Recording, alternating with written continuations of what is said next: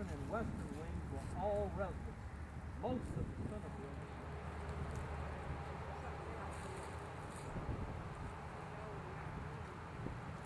The east side was very close. That's probably how you got to the balcony with the staircase and the little hall or something.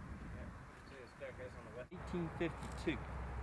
And during the academic year 1850-51, when he was a junior, he kept a journal of his activities. I'm going to read you several excerpts because they're very revealing of a student's perspective from college life here at that time. The first entry says, I am Samuel Lander Jr. I am 17 years old and I am a member of the junior class in the Franklin Literary Society at Randolph-Macon College near Boydton in Mecklenburg County, Virginia.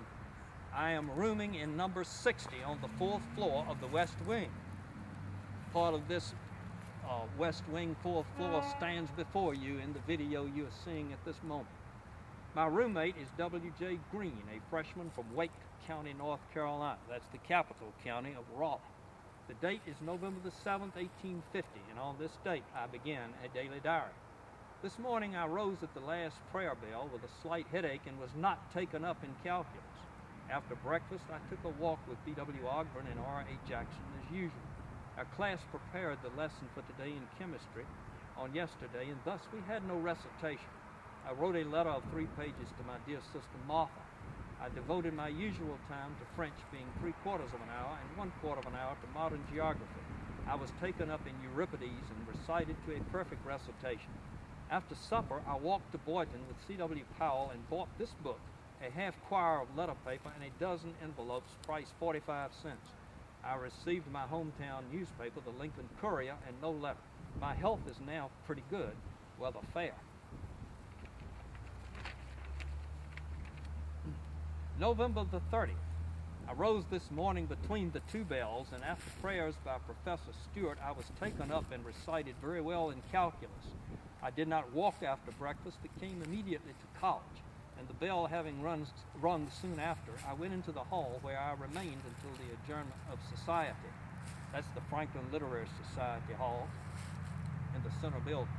After dinner, I wrote a letter of 2 pages to Cousin Joe. I went to Boydton after supper with Jackson and Powell, but received nothing by mail. I came back with Powell only and prepared my Greek Testament lesson for Monday morning, read till bedtime, and retired. I spent 60 cents this morning, all of it paid to Negro Ben, 50 cents for cutting and bringing up wood, and 10 cents for apples. The Franklin Literary Society met this morning, the last time for this session. Weather clear, warm, and pleasant. Health only tolerable, slight headache. Reading the 120th through the 126th Psalms. And a last entry, January the 16th. I rose this morning an hour before day and studied Latin grammar till the first bell and French grammar till prayers. After prayers by Professor Stewart, I stayed in Speed's room till breakfast, after which I came immediately into my room and wrote part of a letter to Pa. At 11, I went up to the laboratory and Professor Stewart gave us a lesson in chemistry to get tomorrow morning. After dinner, that's the midday meal, I finished my letter and went to Boydton, taking with me my pants, which were injured by the rats, in order to have them mended. While there, I picked out a piece of goods at Duggar and Gary's to have a pair of pants made. I came back to college in time for prayers, and after supper, I read 50 lines of Virgil, looked over my chemistry lesson, and went to bed. Brother Blackwell and several students came to college this morning. I gave Mallory $5 as I was directed by Pa to pay for 2 copies of the Randolph-Macon magazine, and I also spent 12.5 cents for a tin cup. The weather is very pleasant and clear. My health is good as usual. A later entry in Samuel Lander's diary reveals that he paid Duggar and Gary $5.50 for his new pair of pants.